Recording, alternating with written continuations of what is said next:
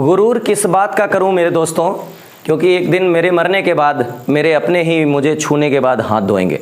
तो ज़्यादा देर ना करते हुए मैं अविनाश आप सभी का एएसपी क्लासेस में दिल से प्यार भरा अभिनंदन करता हूं। और आज मैथ की दूसरी सीरीज़, मतलब संख्याओं के ऊपर दूसरी सीरीज़ है, जो कि हमने पिछले वीडियो में किया था कि संख्याओं के प्रैक्टिकल परिभाषाएं क्या होती हैं। और आज हम लोग करने वाले हैं उसमें से कुछ ऐसे टॉपिक जो अनकॉमन है, और हम लोग मैथमेटिक्स में नंबर सिस्टम बनाते वक्त उन चीज़ों को, उन टर्म्स को इस्तेमाल करते हैं। तो संख्याओं की ये बातें जो पीछे चल रही थी वो आगे भी आज भी कंटिन्यू रहेंगी।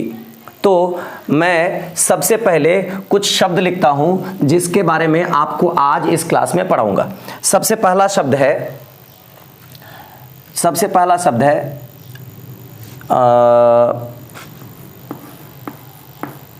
त्रिभुजीय संख्या। त्रिभुजीय संख्या मैं जब बता रहा हूं तो आप सब लोग अपने नोटबुक में इसे लिखते भी जाओगे। इसको मैं बाइलिंगुअल लिख देता हूं ताकि आप लोगों को समझने में बिल्कुल भी दिक्कत ना हो। अगर हिंदी में पूछे तब भी, अंग्रेजी में पूछे तब भी आपको समझ में आना चाहिए कि यह त्रिभुजीय संख्या क्या होती है।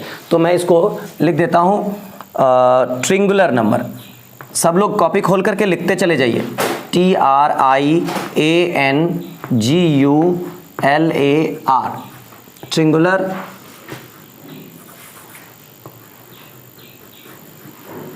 ट्रिंगुलर नंबर। एक तो ये हो गया। आज जो हम लोग पढ़ेंगे उस सभी की लिस्टिंग कर लेते हैं, ठीक है। तो ट्रिंगुलर नंबर के बाद हम लोग पढ़ते हैं क्रम गुणित संख्या। क्रम गुणित संख्या। अब क्रम गुणित संख्या को अंग्रेजी में आप लोगों ने अगर इंटरमीडिएट में भी और 10th में भी आपने कई बार इस नंबर को ज़रूर पढ़ा होगा। जब मैं इसको अंग्रेजी में लिखूंगा समझ जाओगे, क्योंकि इसे हिंदी में बिल्कुल नहीं के बराबर ही पढ़ा जाता है, इसे अंग्रेजी में ही पढ़ा जाता है। तो इसमें पढ़ोगे आप क्रम गुणित संख्या को, आप पढ़ोगे फैक्टोरियल नंबर।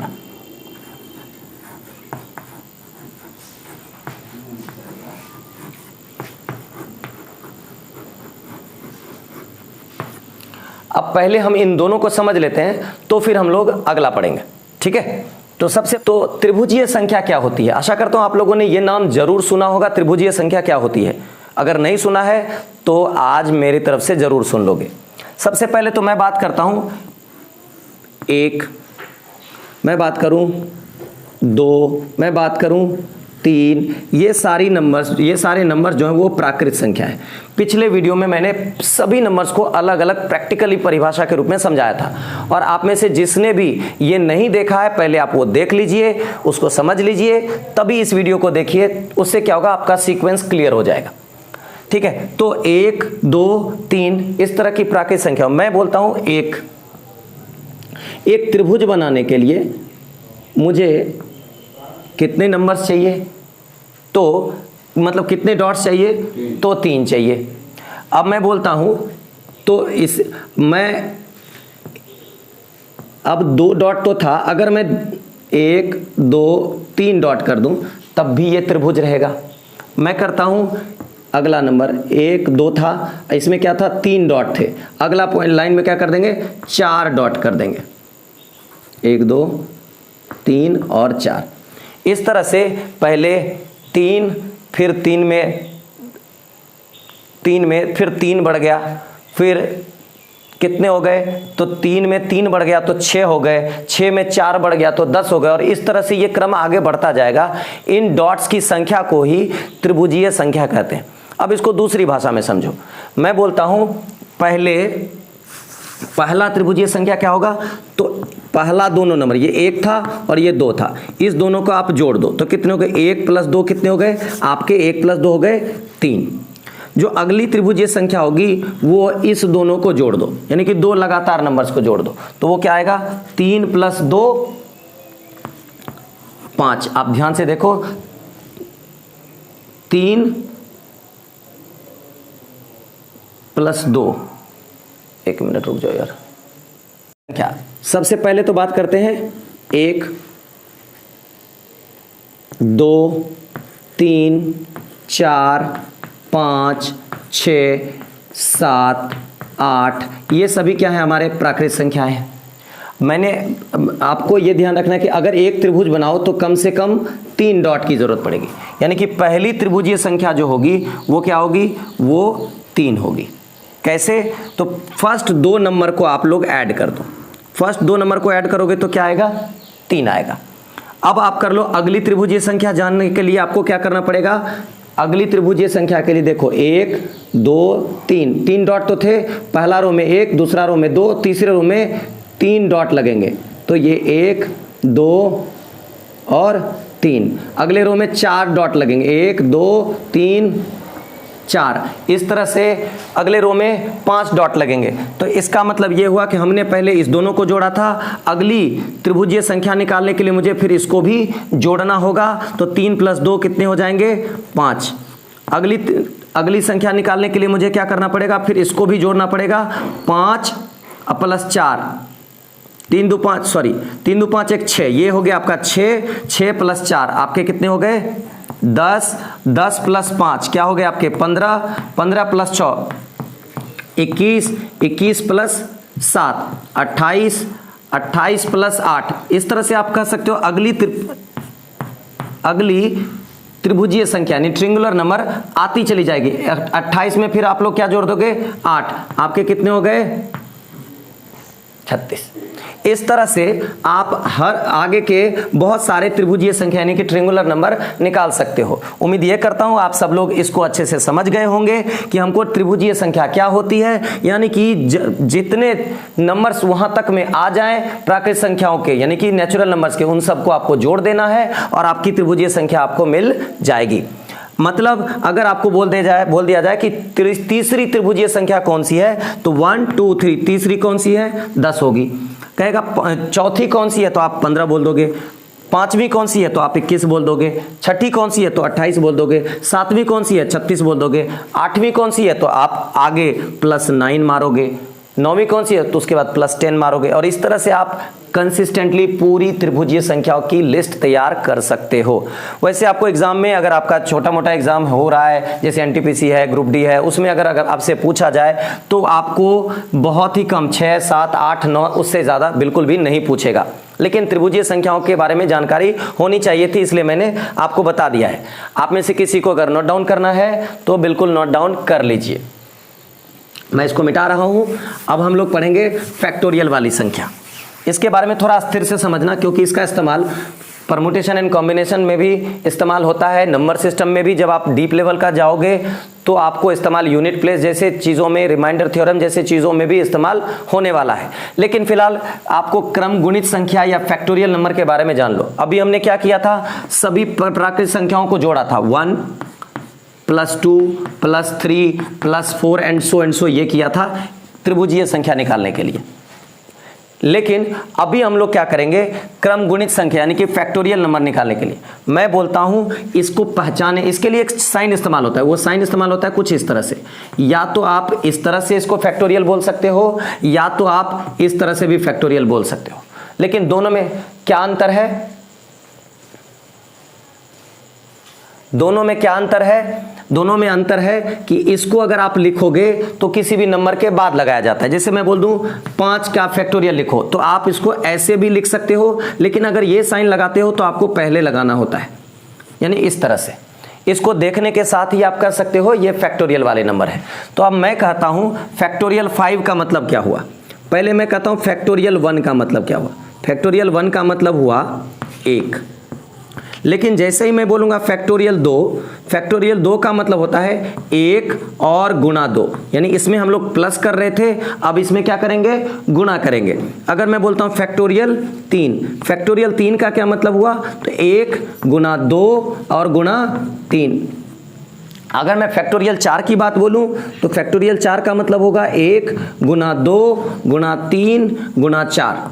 उसी तरह से फैक्टोरियल 5 के बारे में बात करूं तो क्या होगा, 1 2 3 4 और 5। इसी तरह से फैक्टोरियल 6 के बारे में बात करूं, फैक्टोरियल n के बारे में बात करूं तो इसका मतलब होगा 1 2 3 और n तक के जितने भी नंबर्स आएंगे उन सबको का गुणा ही फैक्टोरियल वाला नंबर कहलाता है। अगर आपको ये चीज़ समझने में थोड़ी भी दिक्कत हो, आप थोड़ा सा वीडियो को बैक करो और दोबारा से देखो, तब आपको अच्छे से समझ में आ जाएगा कि मैंने क्या कहा था इसके बारे में। ये क्रम त्रिभुजीय संख्या जोड़ करके मिलेगा, जबकि क्रम गुणित संख्या हमको गुणा करके मिलेगा। लेकिन इन नंबर्स की बहुत सारी खासियत है जिसको आपको जानना होगा। खासियत क्या है कि ये जो फैक्टोरियल वाले नंबर्स होते हैं, देखो ये वाले में था क्या, कुछ सम भी आ रहा था, कुछ विषम भी आ रहा था, लेकिन इसके बारे में जान लो, केवल पहले वाले को छोड़ दो, तो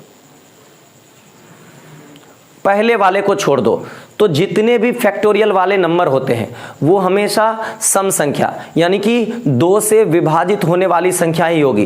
पूछोगे सर कैसे, फैक्टोरियल 3 तो 3 है, ये देखने में तो विषम जैसा लगता है। बिल्कुल, एक बार इसमें खासियत क्या है कि एक बार जो नंबर आ गया वो आगे के सभी नंबर में वो अवेलेबल रहता है। जैसे 2 पहले आ गया तो इसमें भी 2 होगा, इसमें भी 2 होगा। ऐसा तो नहीं है कि ये 2 एक बार आ गया तो निकल के कहीं चला गया, तो ये 2 इसमें हमेशा के लिए अवेलेबल होता है। अगर आपको फैक्टोरियल 5 भी बोल दे तो कह देना ये क्या होगा, इवन होगा, मतलब सम संख्या होगी।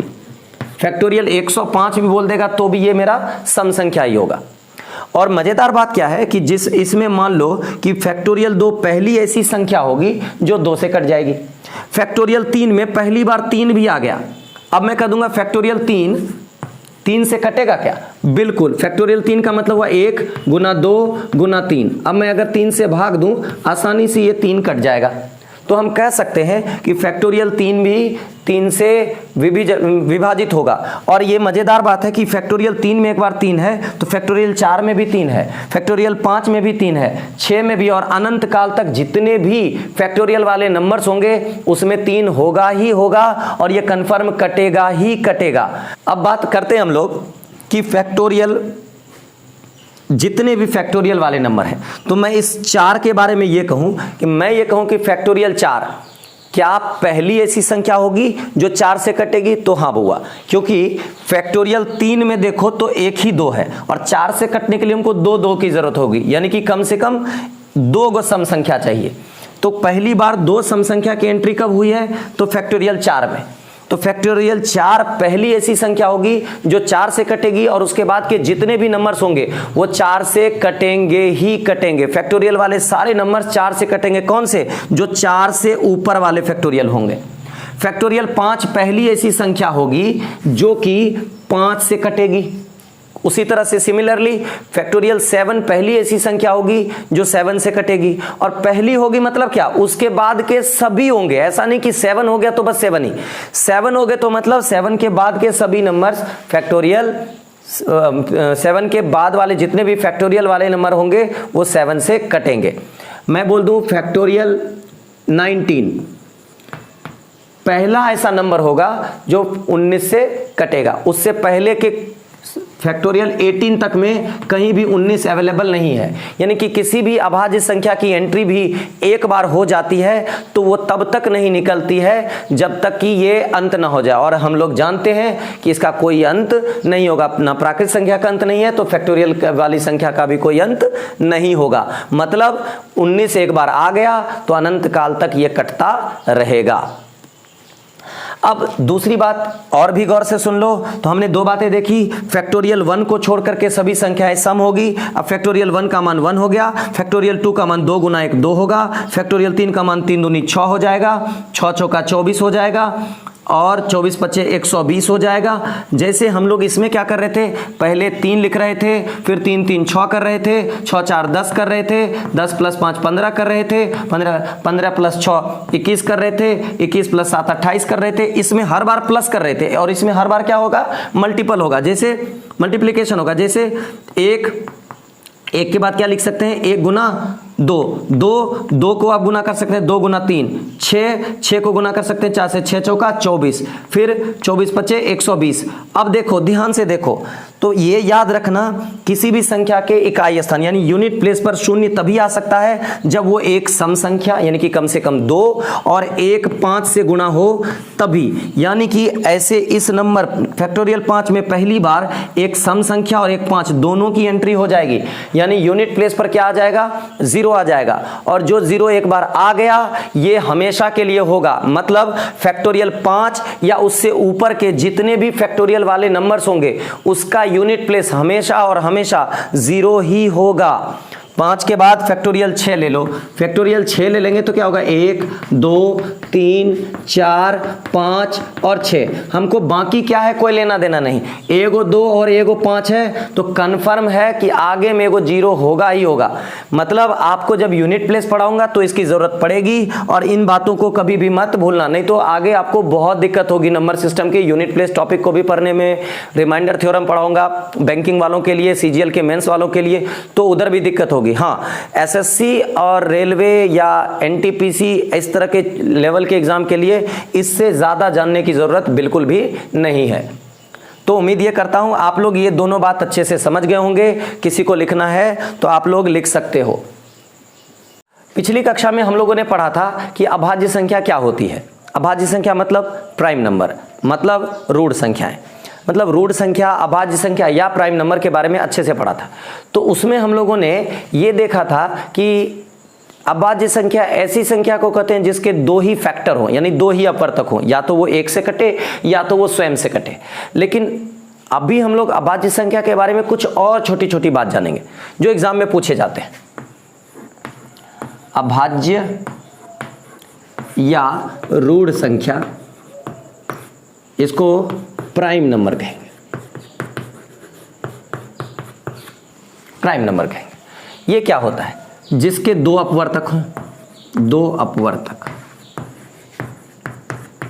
या फैक्टर हो।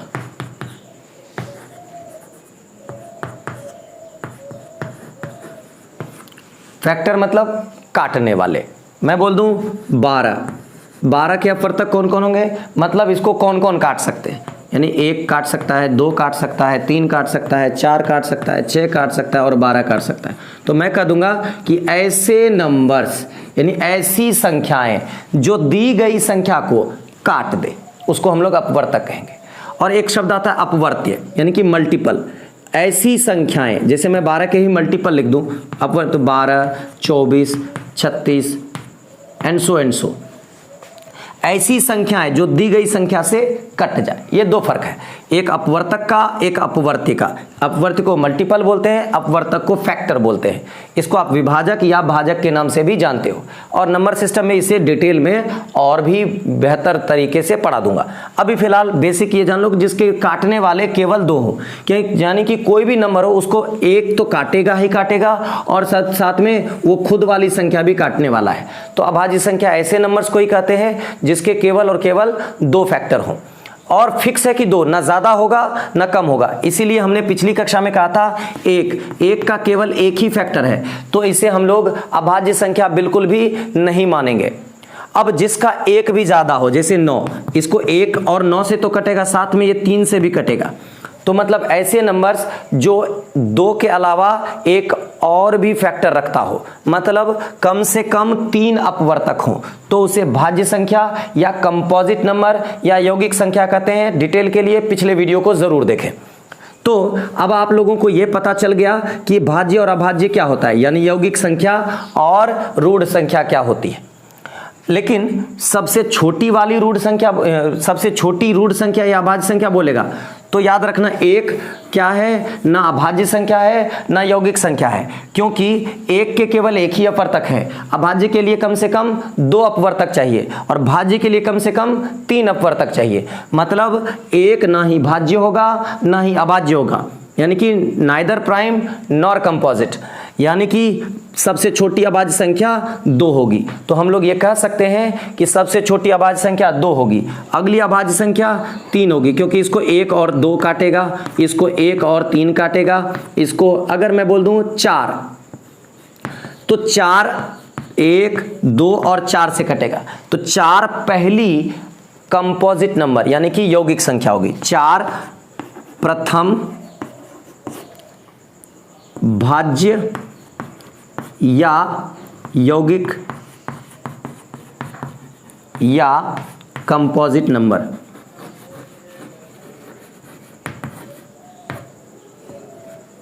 कंपोजिट नंबर, पहली कंपोजिट नंबर अगर पूछेगा तो 4 और पहली अभाज्य यानी कि प्राइम पूछेगा तो 2।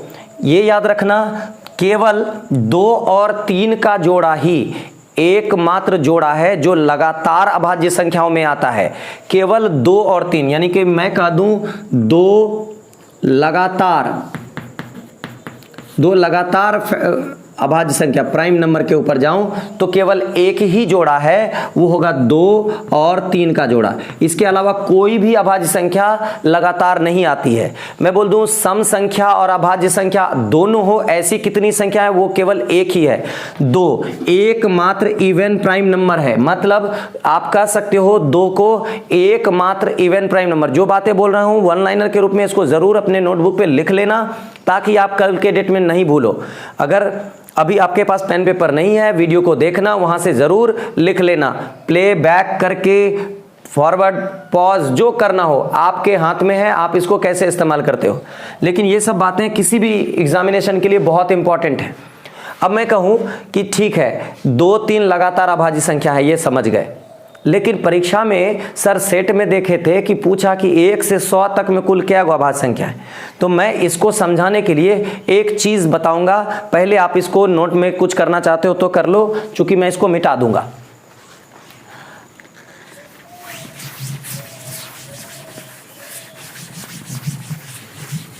अच्छे से आप लोग समझना, दिक्कत हो कमेंट बॉक्स में जरूर कमेंट करना कि सर मुझे इसके बारे में भी जानना है, तो अगली वीडियो में कोशिश करूंगा कि वो कवर कर दूं। अभी हम एक चीज पर गौर करते हैं कि हमने पहली अभाज्य संख्या 2 लिख दी, अगली अभाज्य संख्या 3 लिख दिया, अगली अभाज्य संख्या 5 लिख दिया, 7 लिख दिया। 9 अभाज्य संख्या नहीं होगी क्योंकि वो 3 से भी कटेगी, तो 9 नहीं होगी तो 11 होगी, 11 के बाद 13 होगी, 13 के बाद 17 होगी, 19 होगी, और ये कंटिन्यू आगे बढ़ता चला जाएगा। तो गौर से देखो, कभी लगातार भी है, कभी 2-2 के डिफरेंस पे भी है, कभी उससे ज़्यादा डिफरेंस पे भी है, कभी उससे भी ज़्यादा डिफरेंस पर भी मिलेगा।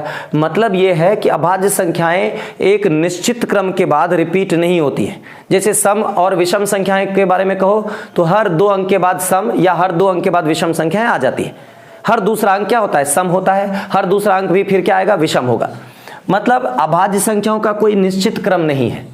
और अब आपसे क्या पूछ दे कि आपको बताना है कि 1 से लेकर के 100 तक में कितने हैं, तो ज़्यादातर टाइम में क्या होता है, हम सीधे सीधे याद कर लेते हैं कि भाई 1 से 100 तक में 25 गो होगा।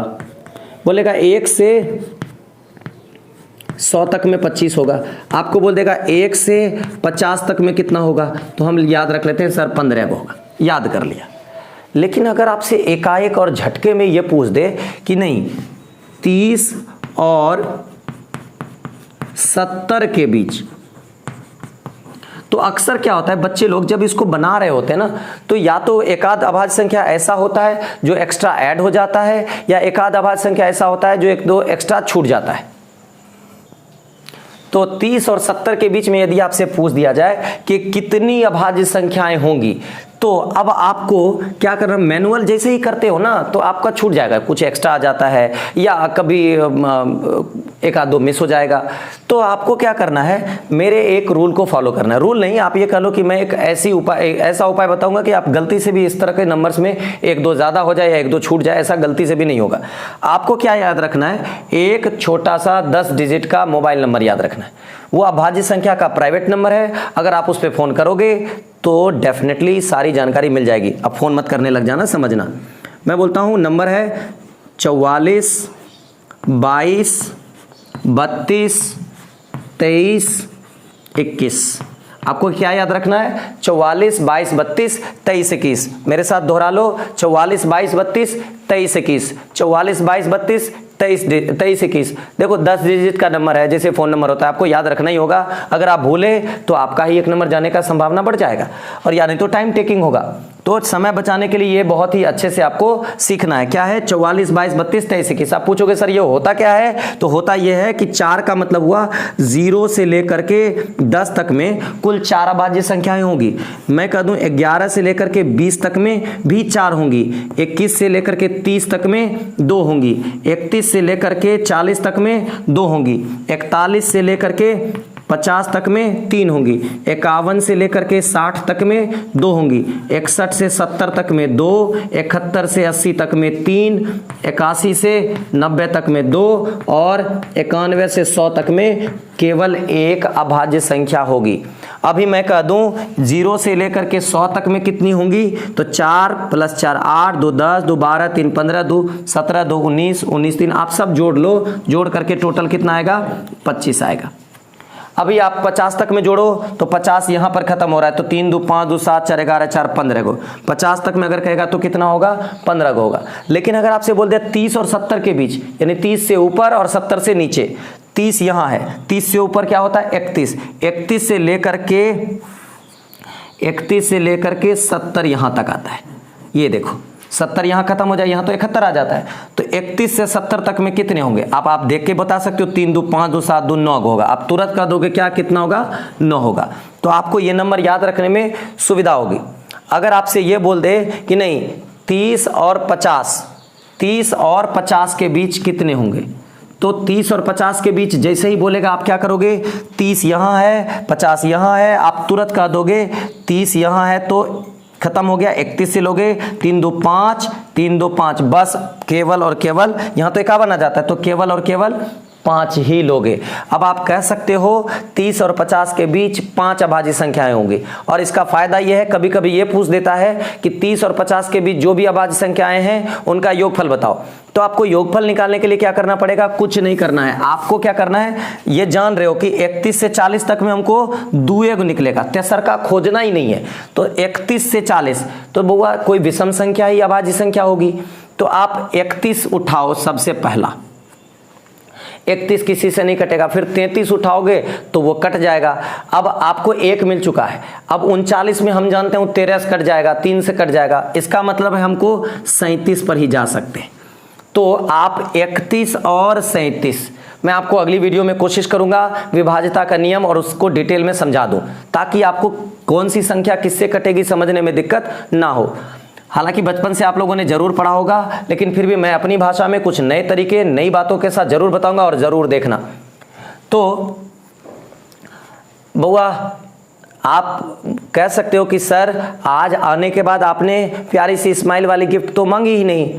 तो मुझे लगा है कि आप सब लोग, मुझे इतने दिनों से मैं मांग रहा हूं तो आप लोग जरूर दिए होंगे। तो आपकी प्यारी सी स्माइल वाली गिफ्ट जो मिली थी वो आप लोग अभी तुरंत दे दो, क्योंकि मैंने सिखा दिया है और नई नई बात भी सिखाई होगी। तो आपकी प्यारी सी स्माइल वाली गिफ्ट मुझे मिल गई होगी, उम्मीद करता हूँ। अगर मैं भूल भी जाऊं, वैसे मैं भूलूंगा नहीं, अगर मैं भूल जाऊं तो आप लोगों को याद से अपनी प्यारी सी स्माइल वाली गिफ्ट देनी है, ताकि आप लोगों को सीखना है। कहते हैं कि स्माइल करो, मुस्कुराओ और सवाल पूछो। अगर मुंह खोलते हो तो मुंह के रास्ते से नॉलेज, ज्ञान, प्यार, पैसा सब कुछ आपके मुंह के रास्ते से शरीर में अंदर आएगी। लेकिन अगर आपने मुंह ही नहीं खोला तो मुंह में धूल भी जाना पसंद नहीं करती। तो जब धूल नहीं जाएगी तो नॉलेज कहाँ से जाएगा। तो आपको मुंह खोलना है, चाहे वो स्माइल करने के लिए ही सही। कहते हैं ना, हंसते रहो और हंसने का नाम ही जिंदगी है। तो 31 और 37 दो संख्याएं निकल गई, क्योंकि 2 ही निकालना था। फिर हमको 41 से 50 का निकालना है, तो उसमें 3 निकलने वाले हैं। तो 41 पहला नंबर होगा, 43 दूसरा नंबर होगा और 47 तीसरा नंबर होगा। ठीक है, 49 तो 7 का स्क्वायर होता है, यानी 7 से कट जाएगा, डेफिनेटली नहीं होगा। मेरे पास यही 3, यानी कि मैं अब 3 के अलावा चौथे के बारे में सोचूंगा भी नहीं। तो अगर ये नहीं होता तो हो सकता था मेरे मन में ये डाउट आता कि कहीं चौथा भी तो नहीं निकल जाएगा इसके बीच में। तो ये डाउट क्लियर कर लो कि इस बीच में बस यही 3 मिलेंगे, और 3 मिल गए तो चौथा ढूंढने के लिए अपना समय बर्बाद बिल्कुल मत करना। अब सबका जोड़ मांगेगा तो जोड़ देना। हालांकि एसएससी, रेलवे या एनटीपीसी में समय का अभाव नहीं रहता है, मैनुअली भी जोड़ लोगे चलेगा। लेकिन बैंक वालों के लिए मैं इसके अलग मेथड्स बताऊंगा जहां समय का अभाव होता है। आगे की क्लास में इसकी पूरी चर्चा करूंगा। अब मैं इसके बारे में और भी 2-3 बातें कर लूं। पहली बात यह आती है कि 2 लगातार अभाज्य संख्याएं, जैसे 2 3 हो गया, 3 5 हो गया, 5 7 हो गया, 11 13 हो गया, या आप 7 अगले 5 7 हो गया, 7 के बाद अगली आएगी 7 और 11 और 13। मैं ये बोलूं कि 2 लगातार अभाज्य संख्याएं, इसके बीच क्या कोई रिलेशन है? तो पहला दोनों को छोड़ दो, तो तीसरे वाले रिलेशन पे आ जाओ। 7 का स्क्वायर कर दो, घटाओ 5 का स्क्वायर कर दो, तो 49 में से 25 आपको माइनस करने होंगे। तो 9 में से 5 गया 4, 4 में से 2 गया 2, तो कितना आ गया 24। आप ध्यान से देखो, 11 का स्क्वायर कर दो, मैं इसको मिटा देता हूं। ये नंबर, फोन नंबर अच्छे से लिख लिया होगा, नहीं लिखा होगा बैक जाना वीडियो पे और अच्छे से इसको उतार लेना। 44 22 32 23 21, ताकि आपको फोन करने के साथ ही तुरंत पता चल जाए। तो 11 का स्क्वायर 121 और 7 का स्क्वायर 49।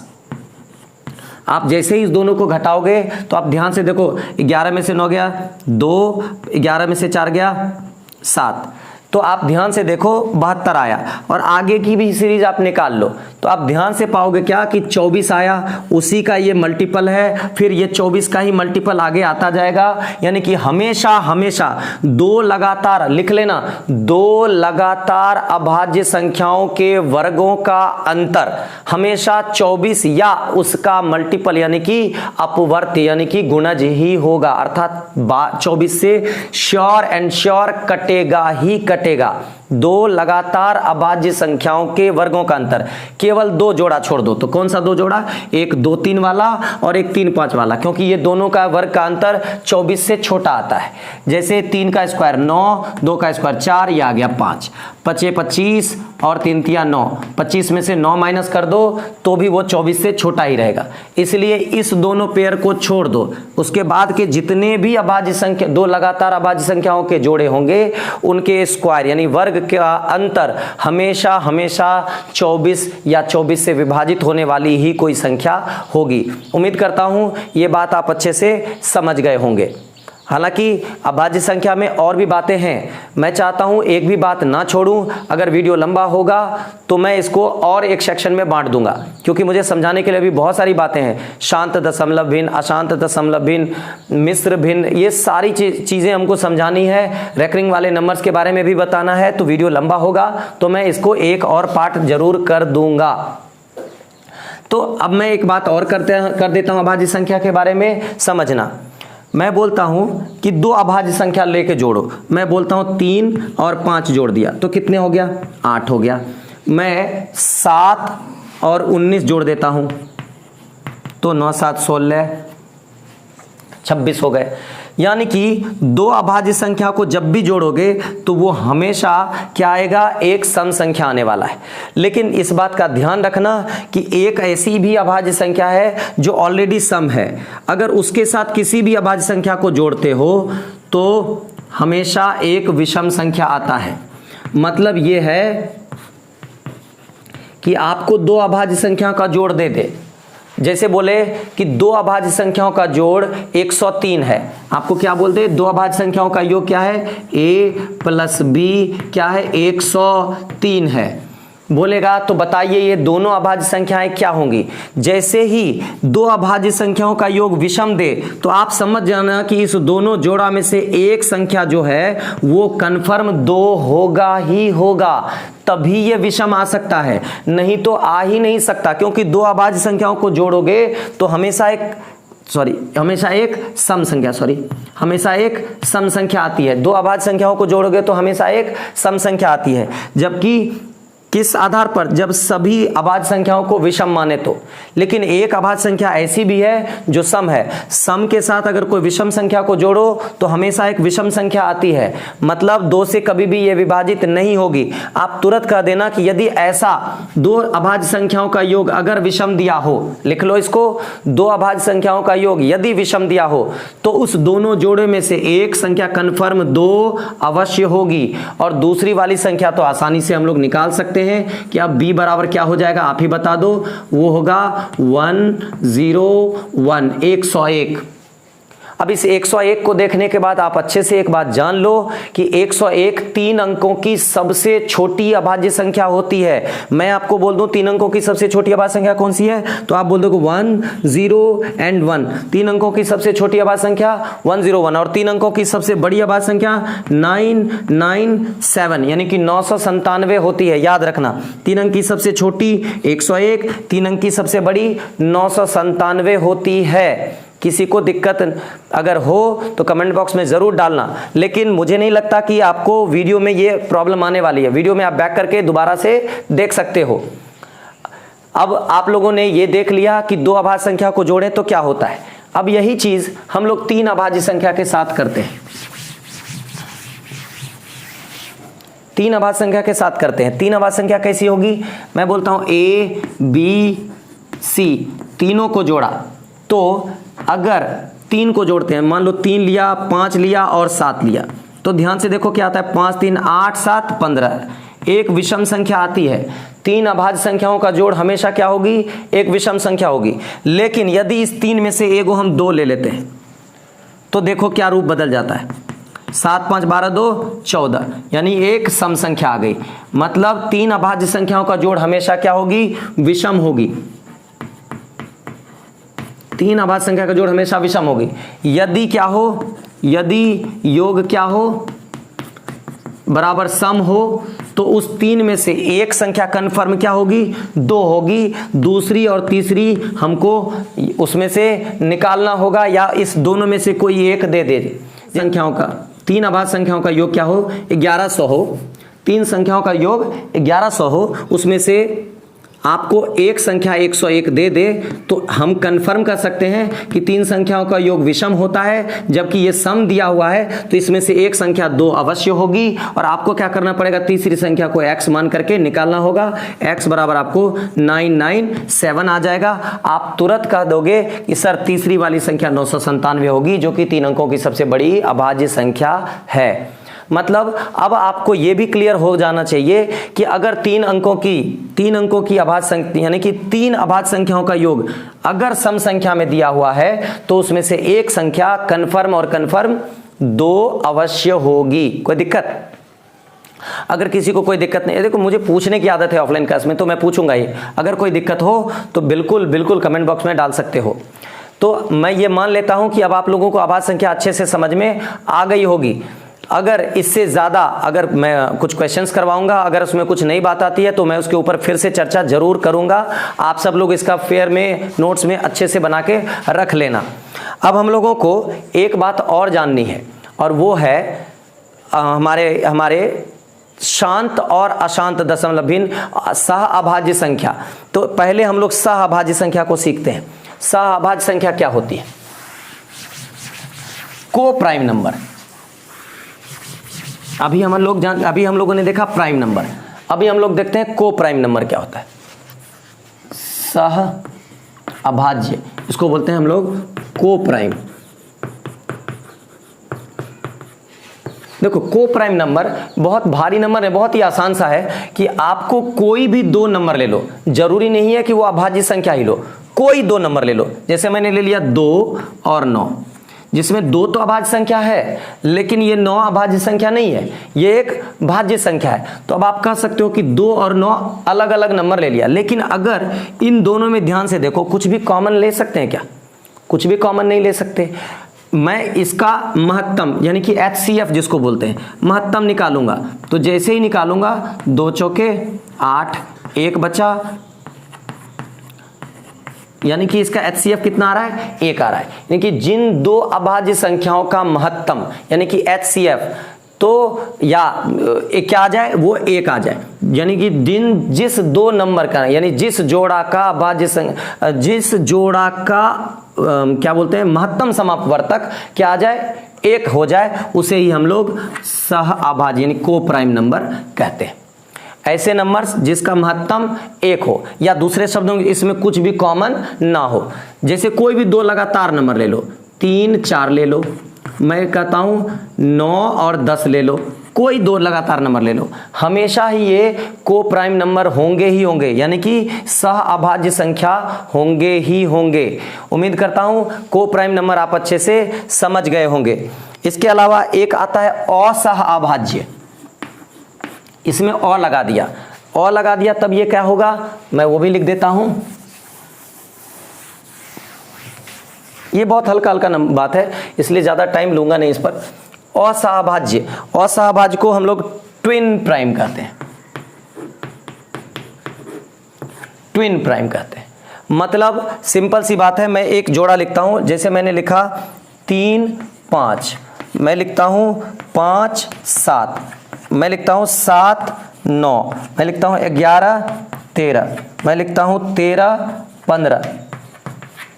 अब ध्यान से देखो तो इसमें एक खास बात न जाए, इन दोनों का डिफरेंस हमेशा आप ध्यान से देखो तो 2 ही आ रहा होगा, 2 का डिफरेंस, 2 का डिफरेंस, यानी कि ऐसी 2 संख्याएं, जरूरी नहीं है कि वो अभाज्य हो, ऐसी 2 संख्याएं जिनका डिफरेंस हमारा क्या हो, ऐसी 2 संख्याएं, मतलब ऐसी दो को प्राइम नंबर, यानी कि ऐसी 2 सह अभाज्य संख्याएं, मतलब ये दोनों तो सहभाज्य भी है, अभी जस्ट पढ़ाया, लेकिन इनके बीच डिफरेंस कितना होना चाहिए, 2 का होना चाहिए, तो उसे हम लोग ट्विन प्राइम कहेंगे, अर्थात असह अभाज्य संख्या कहेंगे।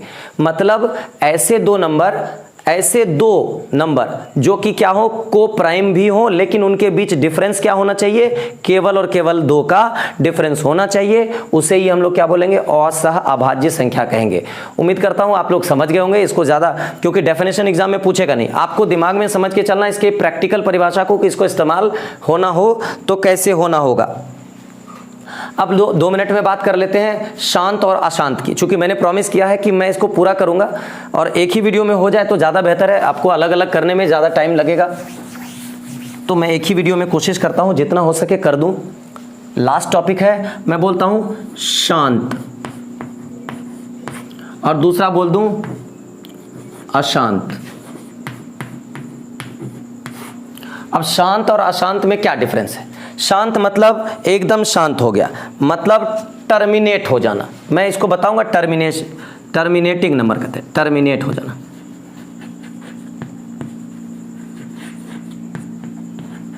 टर्मिनेटिंग मतलब टर्मिनेट हो गया, मतलब ये शांत हो गया।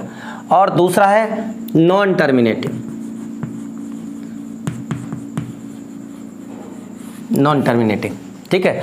तो शांत का मतलब हो गया ऐसी परिमेय संख्या पिछले क्लास में बताया है, जिसको p/q के रूप में हम लोग व्यक्त कर सकते थे, और डिनोमिनेटर यानी हर के स्थान पर कभी भी 0 नहीं हो, इसके अलावा कोई भी नंबर हो सकता है। तो मैं बहुत सारे ऐसे नंबर है, मैं लिखता हूं 1/3 यानी 1/3 लिखता हूं।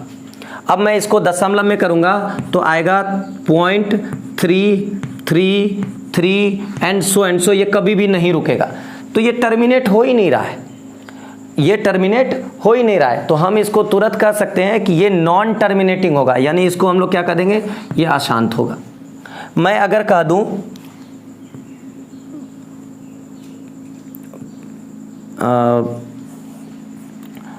√2, तो मैं √2 इसको आप निकालोगे तो निकलेगा 1.414 एंड सो, ये कभी भी नहीं रुकेगा, तो क्या हो जाएगा, ये आपको अशांत संख्या हो जाएगी। लेकिन अगर मैं बोल दूं कि 15/2 मान लो, तो अगर आप इसको डेसिमल में करोगे तो आपको 7.5 आ जाएगा, इसके बाद कोई भी नंबर नहीं आएगा, तो अब आप इसको कह लोगे ये शांत हो गया। मतलब ऐसे नंबर्स जो टर्मिनेट हो जाए, यानी कि रुक जाए, दशमलव के बाद उसका मान एक नियत हो, फिक्स हो, उसे हम लोग शांत कहेंगे, और जिसका मान फिक्स नहीं हो, यानी कि वो चलता जाए, वो अशांत होगा। तो मतलब नॉन टर्मिनेटिंग होगा, कोई दिक्कत नहीं होनी चाहिए इसमें। लेकिन बुआ जो ये नॉन टर्मिनेटिंग नंबर है और जो रिपीट खास करके होता है, उसको रेकरिंग वाले यानी आवर्त वाली संख्या भी कहते हैं। तो हम लोग कह सकते हैं इसको हम लोग कह सकते हैं रेकरिंग वाले नंबर, और नवसानी भी कहा जाता है, और इसको कहा जाता है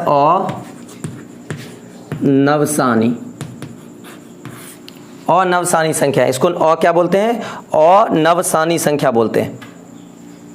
अब इसमें आपको दिखाता हूं करके कि 1 जैसे हो गया आपका 0.3 और इस पर लगा दूं रेकरिंग, तो इसका मतलब होगा कि ये 3 अब रुकेगा नहीं, कंटिन्यूसली ये रिपीट होता चला जाएगा। मैं बोल दूं कि 0.35 और इसके ऊपर रेकरिंग लगा दूं, मतलब 35, ये कंटिन्यूसली ये 35 अनंत काल तक लिखा जाएगा। अगर मैं इसको बोल दूं 0.3 5 और सिर्फ 5 के ऊपर रेकरिंग लगाऊं तो इसका मतलब होगा 0.3 तो रिपीट नहीं होगा, लेकिन ये 5 अब रिपीट होना शुरू हो जाएगा और ये लगातार ये 5 5 5 होता चला जाएगा। अगर मैं ये बोलूं कि 2.365 और इसमें 65 के ऊपर रेकरिंग लगा दूं तो मैं कह दूंगा 2.3 तो रुका रहेगा, लेकिन उसके बाद 65 65 65 ये रेगुलर आगे बढ़ता चला जाएगा। अब सवाल एग्जाम में आपसे क्या पूछेगा, आपको कहेगा कि इसको साधारण भिन्न में यानी कि भिन्न में बदल दीजिए। अब देखो भिन्न भी 3 प्रकार का होता है, एक होता है प्रॉपर, एक होता है इम्प्रॉपर और एक होता है मिक्स्ड। मतलब एक तो हो जाएगा प्रॉपर, मतलब जो उचित भिन्न जिसको कहते हैं। प्रॉपर मतलब मैं बोल दूं 5/7। जब अंश जो है, ध्यान से समझना, ये बच्चों वाली बात है, मैं इसको ज्यादा डिटेल में करूंगा नहीं, अपने तीसरी दूसरी में भी इसको बहुत पढ़ा होगा। जब ऊपर वाला क्या हो, छोटा हो, नीचे वाला क्या हो, बड़ा हो, यही उचित भिन्न होता है। लेकिन अगर मैं ऐसा कर दूं तो इसको इम्प्रॉपर भिन्न कहेंगे। इम्प्रॉपर मतलब फ्रैक्शन कहेंगे, मतलब उचित भिन्न ये नहीं होगा, इसको विषम भिन्न कहते हैं। अब देखो विषम भिन्न का मतलब क्या है कि इसमें कुछ ना कुछ पूरा नंबर बाहर निकल सकता है, यानी कि जब हर छोटा हो जाए अंश बड़ा हो जाए, हर छोटा हो जाए अंश बड़ा हो जाए, तो इसे हम लोग इम्प्रॉपर कहेंगे। और तीसरा जो आता है, इसी को जब आप पूर्णांक में बदल दोगे तो इसमें एक पूरा 5 बाहर आ जाएगा, तो एक पूर्णांक में अलग हो गया। अब इसमें बच गया 2 और उसका 5वां हिस्सा, मतलब इसको आप कह दोगे मिश्र भिन्न। पर अंत करता हूं, आप लोग स्माइल करते रहिए, खुश रहिए, सेफ रहिए, अपना ख्याल रखिए और अपनों का भी ख्याल रखिए। तो आज के लिए इतना ही। जय हिंद मेरे दोस्तों।